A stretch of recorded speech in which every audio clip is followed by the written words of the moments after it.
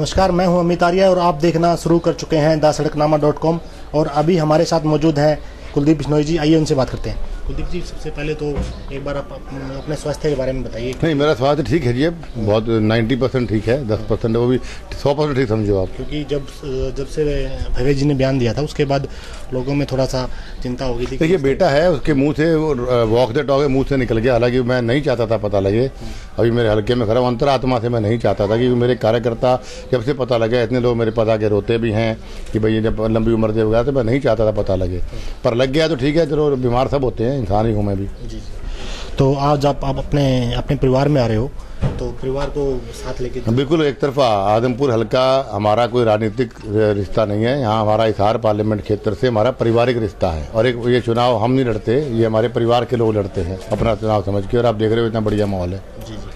दूसरी बात, अगर भव्य हिसार से आ रहे हैं तो आप हरियाणा में? नहीं, बिल्कुल, मैं तो हरियाणा के अंदर रहूँगा हर हाल में। मेरा टारगेट भी वही है। संदेश मतलब सीधा सा संदेश है? सीधा संदेश है जी। मैं मुख्यमंत्री तो राहुल जी बनाएंगे, पर दावेदार अवश्य हूँ और दावा छोड़ूंगा भी नहीं। क्योंकि कुछ लोग ऐसे कह रहे हैं कि कुलदीप बिश्नोई जो हैं, क्योंकि वो राजनीतिक संन्यास ले रहे हैं, भव्य को उतार रहे हैं। ये देखो, चौधरी भजनलाल जी, जब मुझे राजनीति मिला तो क्या संन्यास ले लिया था उन्होंने? भूपेंद्र सिंह हुड्डा अपने बेटे को लेकर क्या संन्यास हो गया क्या? सोनिया जी अपने बेटे को लेकर संन्यास हो गया क्या? विपक्ष के पास हमारे बारे में कुछ बोलने को नहीं होता, इसलिए इस प्रकार की मन धड़क बातें करते हैं। क्योंकि वीरेंद्र सिंह जो उनके लड़के को टिकट मिला, उससे पहले उन्होंने एक अमित शाह को पत्र लिखा था कि हम जो है मैं राजनीतिक संन्यास ले रहा हूँ। तो कहीं वो वीरेंद्र सिंह जी को अगर राजनीतिक संन्यास लेना था तो जनता के लिए लेते, अपने बेटे के टिकट के राजनीतिक संन्यास लेना को मैं कोई कुर्बानी नहीं मानता। और वो सर उनकी उम्र भी होगी, शायद ये संन्यास लेना चाहते होंगे। मैं जवान पड़ा हूँ अभी। राजनीति में तो कोई उम्र नहीं होती वैसे। बिल्कुल, मैं सही मानता हूँ कि राजनीति में तो पब्लिक रिटायर करती है, पर वो कहीं ना कहीं समझ रहे होंगे कि मैं रिटायरमेंट का समय आ गया है मेरा, या उनको दबाव बना के उनको बीजेपी ने फोर्स किया होगा, भाई बाप बेटे में से एक को रखेंगे हम, तो दबाव में भी किया जा सकता है। क्योंकि राजनीति संन्यास का मतलब ये होता है कि जब या तो व्यक्तिगत राजनीतिक ग्राफ नीचे जाता है तब संन्यास लेता है, या नहीं, राजनीतिक संन्यास तब होता है जब पब्लिक वोट देना बंद कर दे। वरना 100 साल के आदमी पब्लिक विधायक और MP बनाती रहती है तो वो भी जवान रहता है, और जवान आदमी को वोट देना बंद कर दे तो वो सन्यासी है उसका। तो हिसार के मुद्दे क्या होंगे? मुद्दे हैं। सबसे बड़ी बात मैं तो बीजेपी से पूछना चाहूँगा कि 5 साल की सरकार में आपने हिसार में कोई मुझे एक बड़ा प्रोजेक्ट दिखा दीजिए, हम आपको वोट दे देंगे। ना कोई स्कूल बनाए, ना हॉस्पिटल बनाए, ना कोई बड़े कारखाने खुलाए, ना कोई बड़ा प्रोजेक्ट लेके आए।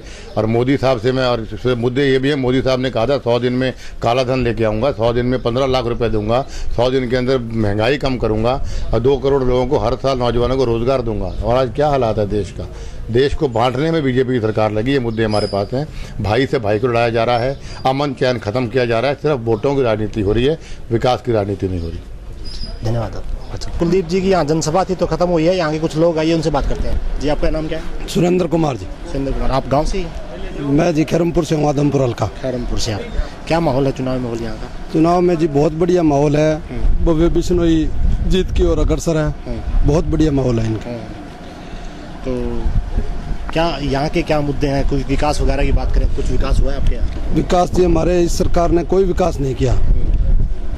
सब जुमला फेंक रहे हैं, ये करते हैं वो करते कुछ नहीं है।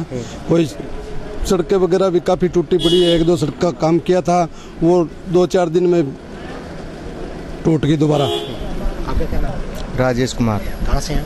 मैं यहीं से, इसी गांव से।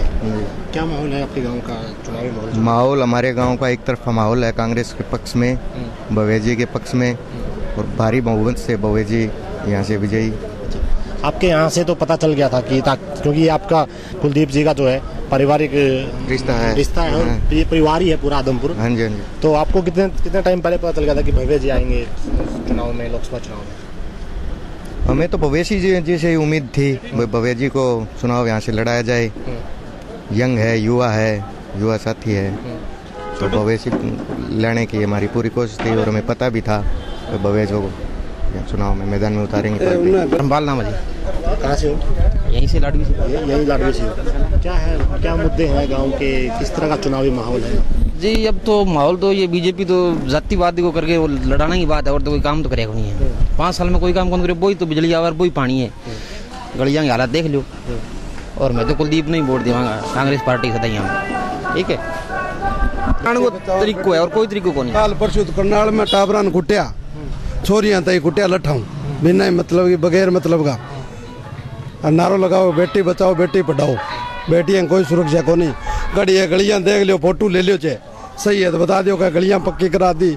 1-2 अड़ चेयरमैन और फिर छुट भैया देता वे भी झूठा झांसा दे, काम कर दिया वो कर दिया, करा कौन की करना की कौन मांगना।